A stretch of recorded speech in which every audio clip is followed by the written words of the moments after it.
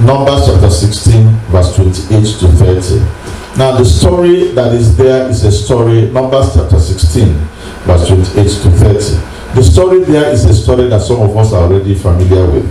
When Korah and a number of people ganged up against Moses in rebellion.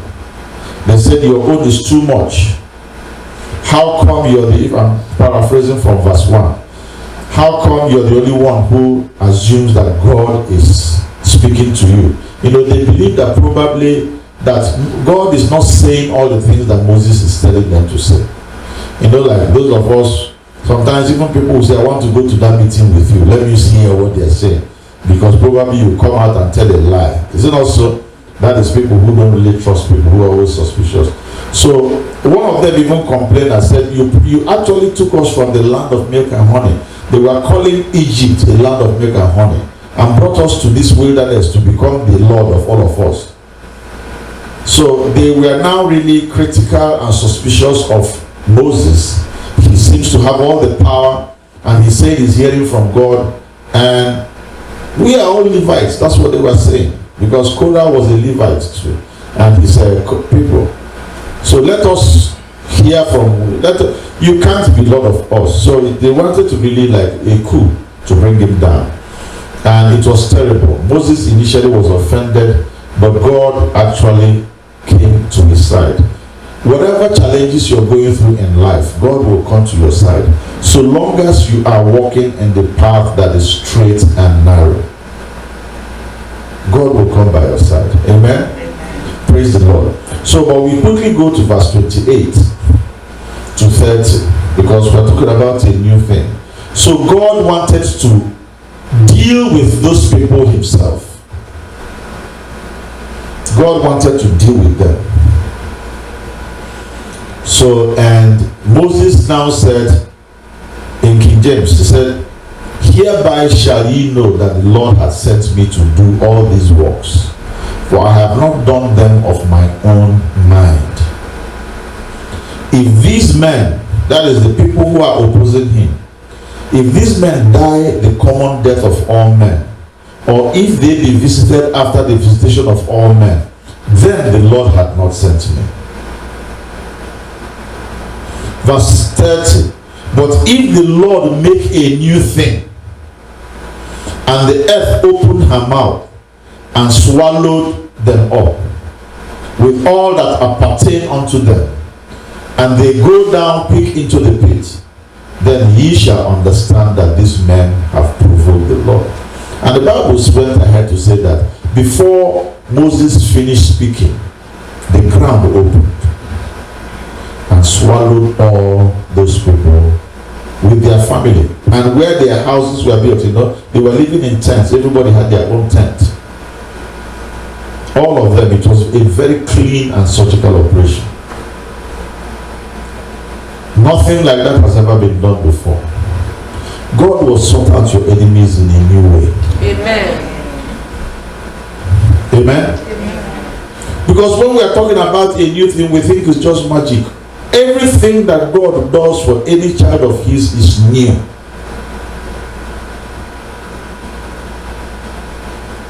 And that shows that he is God. Before they got to this point, in the book of Exodus chapter 14, verse 15 thereabout, God told Moses, he said, why are you crying out for help? Tell the people to move forward. Lift up your walking stick and hold it out over the sea, that the water will divide and the Israelites will be able to walk through the sea on dry ground. And I will make the Egyptians so stubborn that they will go in after them. And I will gain honor by my victory over the king, his army, his chariots, and his drivers. And when I defeat them, the Egyptians will know that I am the Lord. The reason why God always does a new thing is to put his fingerprint or to put his trademark and say that you can only know that this is the Lord that doeth this. God is the God of originality. Moses said in the book of Numbers, he said, God has to do a new thing so that they will know that it is God that sent me. And God did that. If your life is ordered by God, I'm praying that God will do a new thing to make people know that you are his child. Your victory will show that you are a child of God. Your performance will show that you are a child of God. Your ability should show that you are a child of God. Because remember, I said I will not share my glory with anybody. So God said, why are you people crying? Nobody has ever seen the sea divide before. Nobody. Let them go forward. From now to December, God is asking you to go forward. Amen. From now to the rest of your life, God is asking you to go forward. He's going to do a new thing for you. He's going to deal with every opposition in your life in a new way. No, not in the way he has done it before. I know that there is none of us who is here who has not gotten victory from God before. There is none. But God is going to do a new thing. He's going to give you victory in a new dimension. Let me explain. Why am I going to the book of Chronicles? If you go to the book of Numbers chapter 20, Isaiah chapter 28, it made a reference to the things that God has been doing before. He called it strange things, and it mentioned this issue. You too will remember the strange things that God has done for you before. In your time of difficulty, I've tried it and I keep trying it. And anytime I try it, God answers. Because there are times when God has actually visited me in very, very unique ways. And when I'm held to a wall, I remember that issue. The Bible clearly remembers this issue in the book of Isaiah. Amen? Amen. Praise the Lord. 1 Chronicles chapter 14 verse 8 to 17. It is the life of David, King David. At that point in time, he was still in the wilderness. But at that point in time now, he has actually been anointed king over Judah or over Israel. He has not taken over. Amen. I want to read from verse 8. It says, when the Philistines, I'm reading from the Good News Bible, so it's a little bit loose. It said, when the Philistines heard that David had now been made king over the whole country of Israel, their army went out to capture him. Let me stop here. When the enemy sees that you have made it to this point and you're going to round up this year with victory, he will step up his campaign against you. Amen. No, he will. But God is going to give you victory. Amen. Because the enemy is watching. Sometimes they might fail to do something to you, but they believe that you run out of steam and get discouraged. That is the way of human beings. When the trouble gets so much, you become discouraged. But if you're powered by the Holy Spirit and the grace of God, you will never get discouraged. So those of us that are here today, we are powered by the Holy Spirit and the grace of God. Amen? Amen. And we will make it to the very end. So they saw that David has been now, not only, he's no more a fugitive, but his kingship has been confirmed. And they know who David is. We were told in the book School of Disciples that if you are a true disciple of God, you will be noted in hell. They will be talking about you in hell. Amen? So the Philistines have been talking about David because they know what he did to Goliath. And they know what he has been doing. Amen? In their midst all the time. Praise the Lord. So the Bible says from verse 9, it says, so they marched out to meet them. The Philistines arrived at Rephaim Valley and began plundering. They began to attack David. Amen. Verse 10, David asked God, shall I attack the Philistines? Will you give me the victory? The Lord answered, yes, attack. I will give you the victory. So David attacked them at Baal Perazim and defeated them. He said, he named that place Baal Perazim because what it means in their language is that God has used me to break through the enemy like the flood. Amen. God will use you to break upon the enemy Amen. like a flood. You know, like when a dam has been opened. Praise the Lord. So that place was called Baal-perazim. Verse 12, the Philistines fled. They left their idols behind, and David gave orders for them to be burned. But I want to tell you something, brethren, that the devil is never tired. If you're a true child of God, always watch and pray. Verse 13 says, soon the Philistines returned to the valley and started plundering it again.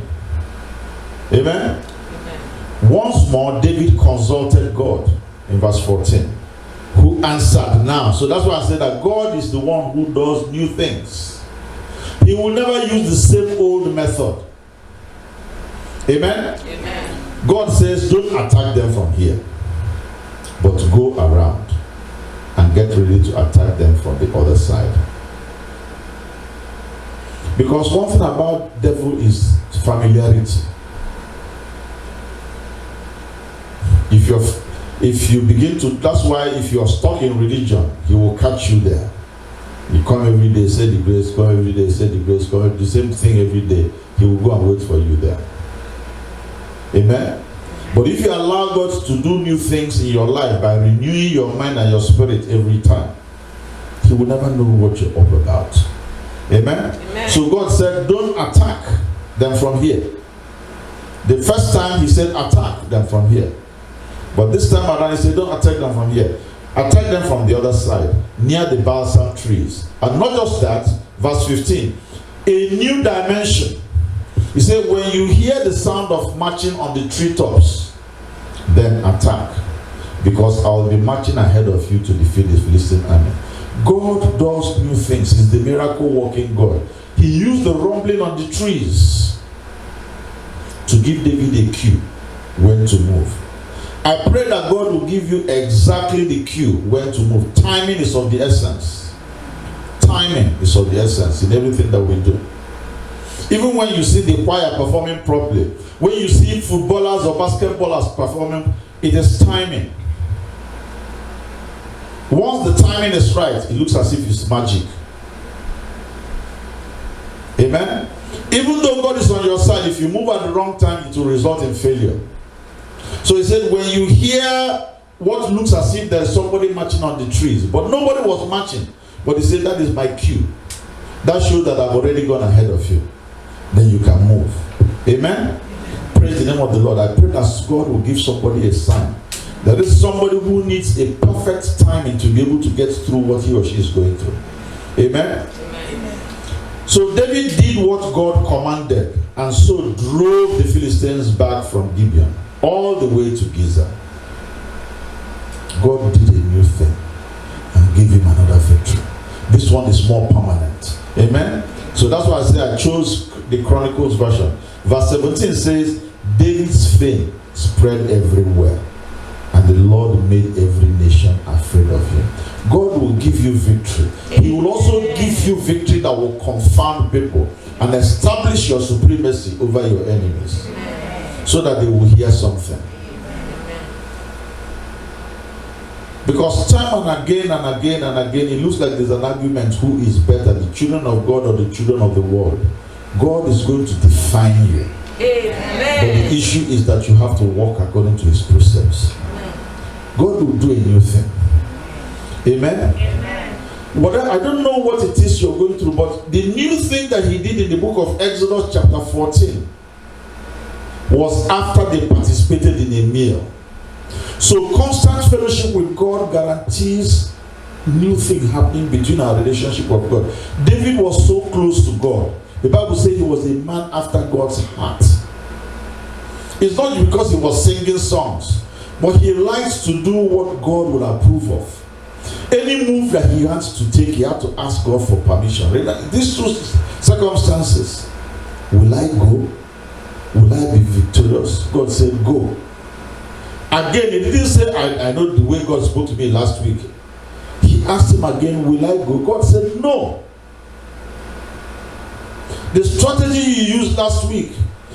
Sometimes people say because you prayed and fasted for 3 days and something happened. Anytime you have a headache, you pray and fast for 3 days. It might not necessarily work. And some of us know that it has not worked. Because we are restricting our God to a local area. But our God is the God who has the freedom. He's the sovereign God. So he likes to do new things. He likes to do new things. So God said, no. I pray that we will have the habit of seeking God in everything that we do. Seeking God in everything. Listening to his voice. Because sometimes he's telling you it is okay. That my grace was available for you yesterday does not mean it will be available for you today. The general overseer gave the testimony of a pastor's wife. He said, God said, I've been warning her. Even the prayer of the general overseer did not save the woman. Because probably she did not listen. Yes, God is gracious. But always listen to his voice. Amen? So we're going to partake of the communion today. And I pray that we will not partake of it unworthily. Amen? Because there were strict guidelines given on the first Passover. And there are always strict guidelines that govern the taking of communion. But the key thing is that he said, except we partake of his flesh and his blood, we don't have life in us. And if you don't have life in us, his instructions, his commandments, his directive are of nothing. They won't work. It's like trying to dump things, a package for us here when the door is not opened. It's not going to work. Nobody here will pick it up. But if you make yourself to be compatible, to conform to his ways through his word and his instruction, then you begin to see new things happen every single time in your life, like David did. Amen? Or like Joshua. Praise the Lord. Because that passage in the book of Isaiah chapter 28 mentions two incidents. What God did in Baal Perazim, which is the one we read here now, and what God did in the valley of Gibeon. These two cases, God did something new concerning the enemies of his children. In the book of Joshua chapter 10, let's quickly go there before we pray. Chapter 10, the Lord made the Amorites panic at the sight of Israel's army. The Israelites slaughtered them at Gibeon and pursued them down the mountain pass at Beth Horon, keeping up the attack as far as south as Azekah and Madekah.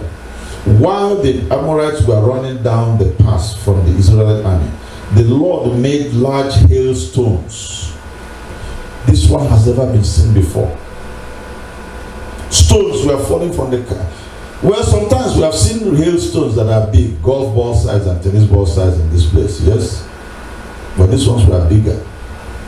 So not only were the Israelites pursuing them from behind, God was also raining bombs, divine bombs upon the enemy. God will deal with all your enemies in a very, very fantastic way. Amen. Whatever those enemies are, they might not be people, they might be circumstances, they might be issues, they might be ideas. But if God is on your side, the victory will be so definitive. Amen? This is definitive victory. It is what? A new thing. But God does not stop there. And he didn't stop there. Hailstones falling upon your enemy is enough. But when, like the general overseer used to say, Pastor Debo, he said, God, don't fight with God because he likes to fight totally. Even when the person is down, he still be hitting. Praise the Lord. Verse 12, it says, on that day the Lord gave the men of Israel victory over the Amorites. Joshua spoke to the Lord in the presence of the Israelites. He said, sun, stand still over Gibeon. Moon, stop over Ajalon Valley. This is another new thing. Amen? Verse 13. The sun stood still, and the moon did not move until the nation had conquered its enemies. This is written in the book of Joshua. The sun stood still in the midst of the sky and did not go down for the whole day. He said, never before and never since has there been a day like this. God will do a new thing in your life. He will suspend deadlines. I keep mentioning this passage because I have been a beneficiary of God suspending deadlines. Not once, not twice. He will suspend deadlines for your sake. He will suspend rules for your sake. If God is on your side, He will do anything possible. He will do a new thing to make sure that you have the victory that you deserve. Amen. He will make sure that you will have the benefits that you deserve. In the mighty name of Jesus. Amen. So never before. So in this case, there are two new things. Just like He did for David. Two instances. Here, two instances as well. God will do a new thing in your life. Amen. Amen. Amen. But the key thing is to have fellowship with Him. That's what we're doing here. Not just this symbolic ceremony, but on a daily basis. Have proper fellowship with Him. Maintain that fellowship so you can have direct access with Him. He will help you. He will also tell you how to help yourself. Amen. But whenever God is going to give you victory, He's going to give you a definitive victory. And the name of the Lord will be glorified in your life. So as we begin to prepare to take this communion, amen, we normally stress that we cannot take it unworthily. What does it mean? What does it mean? There is no license you need to buy in order to take the communion. There is no degree that you need to get in order to take the communion. There is no uniform you need to wear. But taking it unworthily has to do with your relationship with God and with man. Remember, He said in the book of John that God is love. But people will always face God and be singing great songs to God.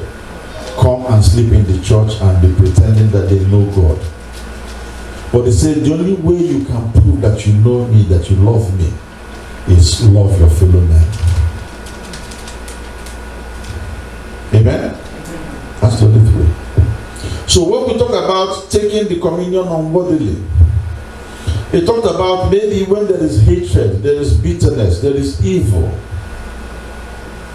We are not in the right frame of mind with our fellow men. So the state of our mind affects also what we eat. So this is spiritual food. So if we are not right spiritually, it affects our... That's why the Bible says some people eat and they are sickly. The greatest new thing that God can do is not all these fantastic stories we read in the Bible. The most strategic new thing He can do, and He does for us, is salvation. He simply changes you. Once God changes you, your enemy cannot recognize you anymore. Let's look at the Bible quickly. The Bible says in 2 Corinthians chapter 5 verse 17, therefore if any man be in Christ, he is a new creature. Old things are passed away. Behold, all things have become what? New. All things have become new. The Bible says in the Good News Translation, anybody who is joined to Christ has become a new being.